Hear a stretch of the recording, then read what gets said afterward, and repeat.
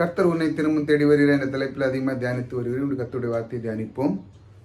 நாம் செய்த நீதியின் கிரியை மித்தம் அவர் நம்மை ரட்சியாமல் நமது இரக்கத்தின்படியே மறுஜன்மம் உயிர்ப்பினாலும் பரிசுத்த ஆவியினுடைய புதிதாக்குதலினாலும் நம்மை ரட்சித்தார். அல்லேலூயா. நம்முடைய நீதியின் இதற்காக நம்முடைய ஏதாவது ஒரு நன்மை செய்து ஏதாவது ஒரு கிரியை செய்து தேவனுக்கு அப்படி நம்மளை ரட்சிக்கல. அவருடைய அன்பினால் அவருடைய இரக்கத்தின் மூலமாக நம்மை ரட்சித்தார். அவர் நம்மை தேடி வந்து நம்மளை ரட்சித்தார். அதனால தான் அதிகாலையிலே கர்த்தர் உன்னை தினமும் தேடுகிறார். எப்படி பாருங்க, இன்னைக்கு அவர் எப்படி, நீங்கள் உங்கள் நீதினால் அவர் உங்களை ரட்சிக்கல, அவர் தேடி வந்தார். தேவன் அவர் தேடி வந்து உங்களை ரட்சித்து பரிசுத்த ஆவினால் அவர் உங்களை புதிதாக்கி இருக்கிறார்.